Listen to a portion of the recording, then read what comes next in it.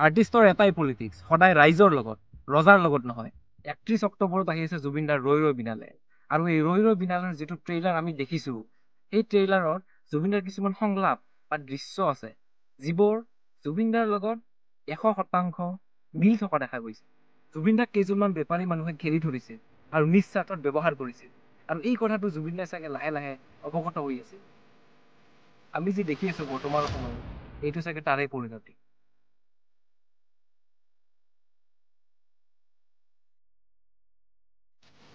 আৰু জুবিনদাৰ সমুদ্ৰৰ লগত সম্পৰ্কটো কি আছে? ৰিচেণ্টলি এটা তেওঁ শেষ পডকাষ্টতো দেখিছোঁ যে তেওঁ সমুদ্ৰৰ কথা কৈ আছে।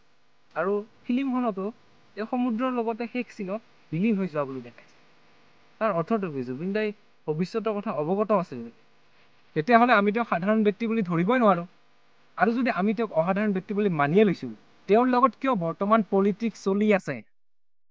বৰ্তমানৰ অসম তিনিটা ভাগত ভাগ হৈ গৈছে। প্ৰথমটো হৈছে জুবিনদাৰ আচল অনুৰাগী, যিসকলে সঁচা কৰি ন্যায় বিচাৰে। কোনে কি কৰিছে নাজানে, কিন্তু ন্যায়টো লাগিব।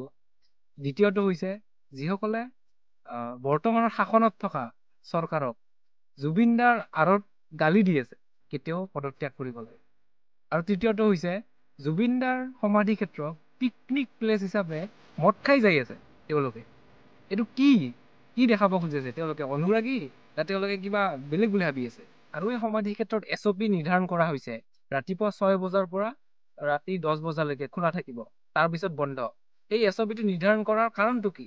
এই ভুৱা 10% যি 10% ভুৱা অনুৰাগী আছে, তেওঁলোকে মদ্যপান কৰি যায় ৰাতি হ'লে, আৰু তাৰ কাৰণে এই 90% সঁচা অনুৰাগী তেওঁলোকে এতিয়া ভুগিব লগা হৈছে। তেওঁলোকে এতিয়া জুবিনদাক এটা নিৰ্ধাৰিত সময়ৰ বাবেহে লগ কৰিব পাৰিব।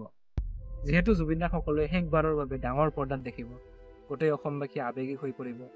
মই ভাবোঁ ছবিখন এমাহৰো অধিক পৰ্দাত থাকিব। গতিকে কোনেও হুলস্থুল নকৰাকৈ শান্তিপূৰ্ণভাৱে ফিল্মখন চাব আৰু সুৰাপান নকৰা কৰি চাব, আৰু জুবিনদাক শেষ বিদায় দিব। ধন্যবাদ।